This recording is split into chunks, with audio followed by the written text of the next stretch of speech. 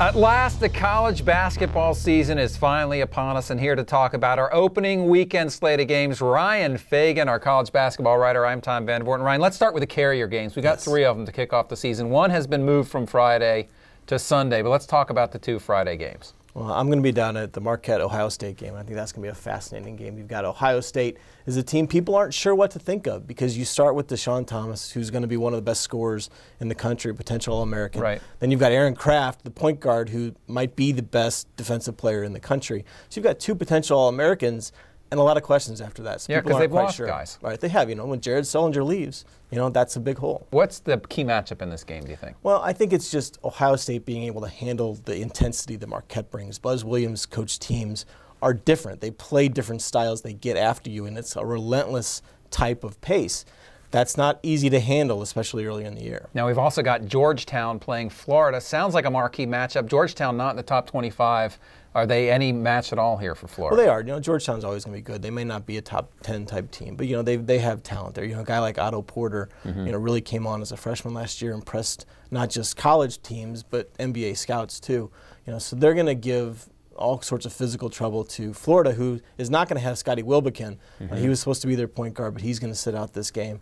So that'll make it interesting for the Gators. Okay, now the game that has been moved from Friday to Sunday is San Diego State and Syracuse out in San Diego. Right. A lot of people don't know about San Diego State, but they are fairly highly rated by a lot of people. Right. Well, you have Jamal Franklin back. He's a guy that's going to be, a Mountain West Player of the Year candidate, and I think there's no doubt about that. He came on last year when he finally had the opportunity, and he performed, I think, above everyone's expectations. Syracuse is going to be interesting because, again, and we talk about this a lot. In a way. Right. They've lost a lot of players. Yeah. They lost a lot of very good players. Michael Carter-Williams is a guy I can't wait to see play. Watched him play a little bit in high school. He's a big, tall point guard. Great handles, can distribute the ball, but he was sitting last year behind very talented guards. Right. This is going to be his opportunity, his first opportunity as a starter on a big stage, and I can't wait to see what he does. A big stage, the big aircraft Exactly, carrier the really stage. big stage. Another interesting stage will be the Barclays Center in Brooklyn, where Kentucky takes on Maryland, and that game has changed a little bit since the maybe unexpected activation of Des Wells. How does that change the dynamic of that game? It completely changed it. This game was going to be about Kentucky and the new crop of Kentucky athletes, the next crop of one-and-dones, to see how they played together in their first game. All of a sudden, you add Des Wells to this Maryland team, which had some very good pieces already. He's a great complement for Nick Faust on the wing in the backcourt. You've got Alex Len, the big guy, coming in, and he really, in the second half of last year, played very well for the Terps. So all of a sudden, this is a game that Kentucky, they were worried about it because you're always worried about it with so much unknown. Right. But this is a game that all of a sudden Maryland looks like, they could take this one. I read Coach Calipari saying about Maryland, they're going to post the ball, they're going to post the ball, they're going to post the ball, and immediately we're going to get a look at Nerlens Noel's defensive presence in the paint there. Yeah, I was going to say, talk about being thrown into the fire. Right. He's a great shot blocker. He's proven that throughout his high school career. It's going to be a challenge. Alex Len's a very fundamental type player. And another challenge for him, too, is one of the things that Des Wells brings is Des Wells attacks the paint. He attacks the rim as well as any guard in the country, really. So you've got to worry about not just the post-up, but, coming over to help out defense. You got to watch getting fouls.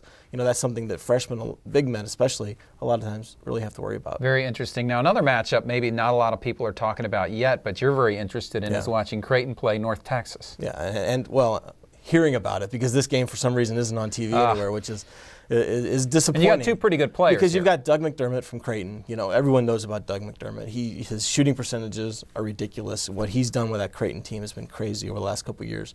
North Texas has a kid in Tony Mitchell. He was a Mizzou recruit, didn't qualify academically, so he had to move to North Texas. He really played insanely well last year. He's a guy that NBA scouts love. He's got a big body. He's athletic. They're talking about him as a potential lottery pick if he comes out this year. So the idea of not being able to watch Tony Mitchell go against Doug McDermott is kind of disappointing. It is, and finally one game that we really haven't talked about that in past years we would have talked a lot about, Michigan State and UConn, but UConn has lost so much. They have, there's so many transfers.